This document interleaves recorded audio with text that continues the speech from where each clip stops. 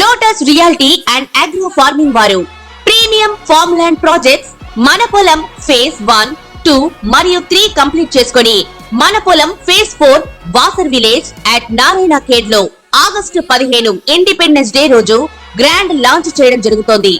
Launching మరియు independence day సందర్భంగా 5 guntas land out rate లో బుక్ చేసుకున్న వారికి 1,50,000 రూపాయల డిస్కౌంట్ తో పాటు 2 గ్రాముల గోల్డ్ ఫ్రీగా ఇస్తున్నారు. పూర్తి వివరాలకు సంప్రదించండి. ఓం మహాగణాధిపతయే నమః. ఓం గురుభ్యో నమః. ఓం శ్రీమాత్రే నమః. పరమేశ్వర స్వరూపమైనటువంటి జ్యోతిష, వాస్తు మరియు ఇతర అనేకమైనటువంటి శాస్త్రములను మనకు అందించినటువంటి మహర్షులకి నమస్కారం. హయగ్రీవ హయగ్రీవ హయగ్రీవేతియో వధేత్తస్య నిస్సరతే వాణి జహ్నుకన్యా ప్రవాహవత్. అరుణాం కరుణాతరంగితాక్షీం ధృతపాశాంకుశపుష్పబాణచాపాం అనిమాదిభిరావృతాం మయూకైః అహమిత్యేవ విభావయే భవానీం. శ్రీమాత్రే నమః. ప్రేక్షకులకి ఆ లలితాంబిక అమ్మవారి యొక్క అనుగ్రహం పరిపూర్ణంగా కలగాలని మనస్ఫూర్తిగా కోరుకుంటూ, మనం ఇప్పుడు చెప్పబోయేటువంటి అంశాలు ఏవైతే ఉన్నాయో అవి చెప్తుంది నేనైనప్పటికీ కూడా చెప్పేసిన సాక్షాత్ లలిత అమ్మవారిగా భావిస్తూ, మనకి చాలామంది నన్ను అడిగినటువంటి ప్రశ్న ఏమిటంటే 2024 చాలా దారుణమైనటువంటి స్థితుల్లోకి వెళ్ళిపోయింది. అదిగాక మనకు క్రోధినామ సంవత్సరం కలిసి రావడం వల్ల ఒకవైపు అంటే జలప్రలయాలు కానివ్వండి, లేనట్లయితే ఉద్యోగ సంబంధించిన విషయంలో విదేశాల్లో ఉండేటువంటి వారికి విదేశీ ఉద్యోగ సంబంధించిన విషయాలు అనేకమైన ఇబ్బందులు కానివ్వండి, గొడవలు కానివ్వండి, ఎంతో గందరగోళ పరిస్థితులు ఏర్పడ్డాయి కదా. కనీసం 2025 అయినా బాగుంటుందా? ఇంకా 3 నెలల్లో రాబోయేటువంటి 2025 ఎలా ఉండబోతుంది? కొంచెమైనా ఆశాజనకంగా ఉంటుందా అనేటువంటిది అడిగారు. దాన్ని బట్టి నేను ముందుగా చెప్పడం జరుగుతుంది ఇది. సో ఇక్కడ దేశవ్యాప్తంగా, ప్రపంచవ్యాప్తంగా ఉండేటువంటి సంఘటనలు, అదేవిధంగా మీ యొక్క పర్సనల్ చార్ట్ రీత్యా మీ జాతచక్రంలో ఉండేటువంటి కాంబినేషన్స్ అంటే మీ personal chart is different, but మీ రాశి రీత్యా మీ లగ్న రీత్యా ఈ యొక్క గురువు కానీ, శని కానీ, రాహుకేతులు కానీ మనకి 2025వ సంవత్సరంలో ఎప్పుడు మారుతున్నారని చూసుకున్నట్లయితే మనకి గురువు మే 15కు మారుతున్నాడు. అప్పటి వరకు మనకు వృషభ రాశిలోనే ఉంటాడు. శని భగవానుడు 30 మార్చిను మారుతున్నాడు. రాహుకేతువులు ఏంటంటే 30 మే నుంచి మారుతున్నారు 2025లో. కాబట్టి ఈ గ్రహాలు మారే వరకు ఉండేటువంటి ఫలితాలు, మారిన తర్వాత ఉండేటువంటి ఫలితాలు 2025 సంవత్సరంలో అందరికీ ఎటువంటి ఫలితాలు కలగనున్నాయి, మరియు ఏం చేసుకోవాలి మీరు అనేటువంటి విషయం మనం ఇప్పుడు తెలుసుకుందాం. మీన లగ్నము, మీన రాశి, మీకు ఈ 2025 సంవత్సరం ఎలా ఉంటుంది? ఎందుకంటే చాలామంది అడుగుతున్నారు 2024 కంటే 25 బాగుంటుంది లేదా చెప్పండి అని. సో ఇక్కడ మనం చూసుకున్నట్లయితే 2024 కంటే 25 ఖచ్చితంగా బాగుంటుంది. అయితే వెంటనే సంవత్సరం రాగానే మార్పు వస్తుందా అంటే గ్రహాలు కొంత మారాలి, అలాగే కొత్త సంవత్సరం మనకి తెలుగు సంవత్సరం కూడా రావాలి. విశ్వవసు అనే సంవత్సరం వస్తుంది మనకి 2025 సంవత్సరం. విశ్వవసు వల్ల ఏమిటంటే ధన సమృద్ధి ఇచ్చే సంవత్సరంగా చెప్తారు దాన్ని. క్రోధి అంటే చూడండి, అన్ని కోపాలు, ద్వేషాలు, గొడవలు, జలప్రయాలు ఇవన్నీ జరిగాయి కదా. మనం లాస్ట్ టైం చెప్పుకున్నాం. రాహు మారుతున్నాడు జలరాశుల్లోకి, మీన రాశిలోకి. మీనం అనేటువంటి జలరాశి ఈ జలప్రలయ అని చెప్పుకున్నాం. అదే రకంగా జరిగింది కూడా. అయితే ఇక్కడ ఈ విశ్వవసు అనేటువంటి సంవత్సరముతో పాటు గ్రహాలు మార్పు అనేటువంటిది మీ మీద ఎక్కువగా ప్రభావం చూపిస్తుంది. ఏమిటది? మీనం వారికి ఎంతకాలము అంటే నెక్స్ట్ ఇయర్ మే వరకు కూడా రాహు ఉంటాడు రాశిలో. ఎప్పుడైతే ఆల్మోస్ట్ ఇంకో 7 మంత్స్ అక్కడే ఉంటాడో, ఇది పర్టికులర్గా కొంత ఇమాజినేషన్ని, విదేశీ యోగాల్ని, కొద్దిగా సప్తమంలో లగ్నంలో రాహు ఉంటూ సప్తమంలో ఎప్పుడైతే కేతు ఉంటాడో పార్ట్నర్స్ ద్వారా, అది ముఖ్యంగా జీవిత భాగస్వామి కావచ్చు, లేనట్లయితే బిజినెస్ పార్ట్నర్స్ కావచ్చు, వీళ్ళ వల్ల కొంత స్ట్రెస్ అనేటువంటిది ఉంటూ ఉంటుంది. అలాగే దీంతో పాటు పర్టికులర్గా మీకు రాహు 12వ స్థానంలోకి వెళ్ళిపోతాడు. ఎప్పుడు? మే 30 నుంచి. ఎప్పుడైతే 12వ స్థానంలోకి వెళ్తాడో, 12 అనేటువంటిది ఏంటంటే ఇన్వెస్ట్మెంట్స్, విదేశాలకు వెళ్ళడం, ఇవి 12లో ఉంటే కూడా మీకు ఫలితం వస్తూ ఉంటుంది, రాదని కాదు. కాకపోతే మీనం వారు జన్మించడమే తండ్రి యొక్క పూర్వజన్మ కర్మ కనెక్ట్తో జన్మిస్తారు 6లోకి రవున్నందుకు.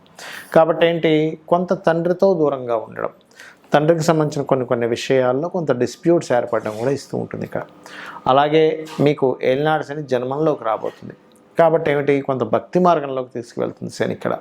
అయితే రాగానే మారుతుందా అండి అంటే రాహు మారిన తర్వాత వెళ్తుంది. సహజంగానే మీన లగ్నంలో జన్మించారంటేనే మీనం కానీ ధనస్సు లగ్నాలు కానీ ధనస్సు రాశులు కానీ ఏంటంటే సహజంగానే ఇన్బిల్ట్గానే మీకు భక్తి యోగం కానీ కొంత ఉంటుంది 90% ఆఫ్ పీపుల్కి. ఒక 10% అంటే వాళ్ళ పర్సనల్ చార్ట్లో ఉండేటువంటి గ్రహస్థితుల వల్ల మార్పు ఉంటుంది. బట్ ఇక్కడ ఏంటంటే ఇక్కడ ఒక గొప్ప విషయం ఏంటంటే రాశి నుంచి 4th హౌస్లో గురువు ఉన్నాడు. సో ఎప్పుడైతే 4th హౌస్లో 15వ తేదీ మే నుంచి గురువు 4వ స్థానంలోకి చతుర్థ భావంలోకి వెళ్తున్నాడో అక్కడ చక్కగా మీకు గృహయోగము లేదా ఏదైనా పంట పొలాలు కొనుక్కోవడము, అపార్ట్మెంట్స్ లాంటివి కొనుక్కోవడం, ఏదైనా వాహన యోగము ఇస్తున్నాడు ఇక్కడ.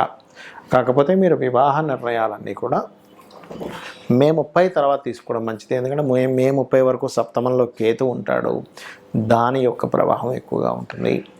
అయితే ఇక్కడ మరి చాలామంది అయ్యో ఏలినాడు శని రాశిలోకి వస్తుందని భయపడుతుంటారు. ఏం భయపడాల్సిన పని లేదు. మీకు దగ్గరలో దత్తాత్రేయ ఆలయం ఉన్నా లేదా ఆంజనేయ స్వామి సుబ్రహ్మణ్య స్వామి ఆలయాలకు ఉన్నా సరే రెగ్యులర్గా వెళ్తుండండి. పుణ్యక్షేత్ర దర్శనం వల్ల మీకు ఏలినాడు శని ప్రభావం చాలా మటుకు తగ్గిపోతుంది. ఏదైనా ప్రభావం ఉండదు. ఏమీ లేదు. ఏలినాడు శని అంటే కొంచెం లేట్ అవ్వడం, మందస్థంగా ఉండడం, బద్ధకం రావడం, ఇవి తప్పితే మరొకటి లేదు. గుర్తుపెట్టుకోండి. ఇవి చేయండి, ఖచ్చితంగా బాగుంటుంది. ఇక మీరు నిత్యము ఆరాధించాల్సిన దేవతా స్వరూపం రాజరాజేశ్వరి అమ్మవారి యొక్క ఆరాధన చేయండి, అన్ని విధాలు బాగుంటుంది. 2024 కంటే 2025 విశ్వవసు అనేటువంటి సంవత్సరం క్రోధినామ సంవత్సరం కంటే చాలా బెటర్గా ఉంటుంది. ఎందుకంటే ధన సమృద్ధి యోగాన్ని ఇస్తుందట విశ్వవసు అంటే. మరి దేశ కాలమాన పరిస్థితుల్లో ఎటువంటి ఫలితాలు వస్తాయి అని చెప్పి చూసుకున్నట్లయితే ఇప్పుడు మనం చూడండి, జలరాశుల్లో మీనం యొక్క సంచారం జరుగుతున్నందుకు మనం లాస్ట్ టైం మనం చెప్పుకున్నాం, 9 months బ్యాకే చెప్పుకున్నాం. రాహు మారినప్పుడు జలరాశుల్లోకి రాహు వచ్చాడు. రాహు ఈజ్ డ్రాస్టిక్ రిలేటెడ్ సంబంధించిన వాటికి కారకుడు. జల సంబంధించినవి బాగా పెరుగుతాయి. జల సంబంధించిన వర్షాలు కావచ్చు, నదులు ప్రవహించడం కావచ్చు, జల ప్రళయాలు కావచ్చు వస్తాయని అనుకున్నాం. అదేవిధంగా మనకు జరుగుతుంది కూడా ఇప్పుడు కాలంలో. అయితే మరి ఎప్పుడైతే మీకు రాహుకేతువులు మారుతారో మే 30వ తేదీ నుంచి అక్కడ చాలా మట్టుకు ఈ మే తర్వాత వచ్చేటువంటి నెక్స్ట్ ఇయర్ 2025 మే తర్వాత వచ్చేవి చాలా అట్లాంటివి జరగవు చాలా మటుకు. అదేవిధంగా కేతు ఎప్పుడైతే మనకి కన్యారాశి నుంచి సింహరాశిలోకి వస్తాడో భూముల యొక్క ధరలు బాగా పెరుగుతాయి అక్కడ. అంటే ల్యాండ్ రేట్స్ పెరిగేటువంటి సమయం ఎప్పుడైతే సింహంలోకి వస్తాడో కేతు. మరి సింహంలోకి వచ్చిన కేతు ఏం చేస్తాడండి, కొన్ని అధికారాల్లో ఉండేటువంటి కొంతమందిని బదిలీ చేస్తాడు. అది ఎంపీ లెవెల్ కావచ్చు, ఎమ్మెల్యే లెవెల్ కావచ్చు, సీఎం లెవెల్ కావచ్చు, పిఎం లెవెల్లో కావచ్చు.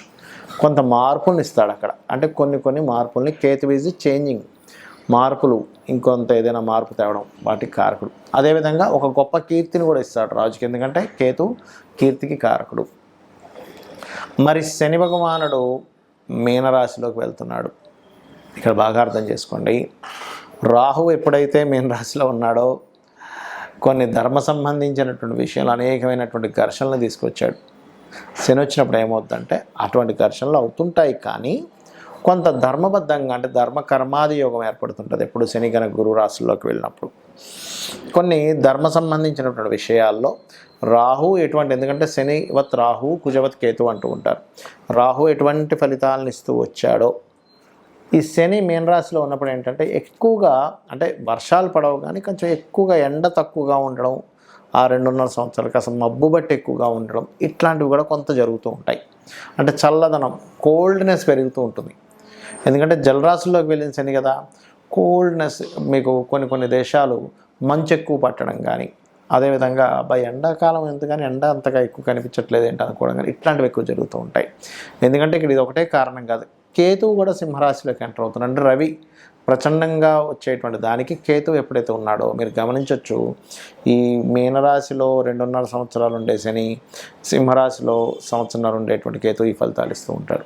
మరి ఈ యొక్క ఫలితాల్లో చాలామందికి డేట్ ఆఫ్ బర్త్లు ఉండవు. ఎందుకంటే వాళ్ళ పర్సనల్ చార్ట్ బట్టి లగ్నము, ధనస్థానము, ప్రయత్నస్థానము, వివాహ స్థానం కావచ్చు, గృహయోగం కావచ్చు, ఇవన్నీ మీ పర్సనల్ చార్ట్లో ఉంటాయి.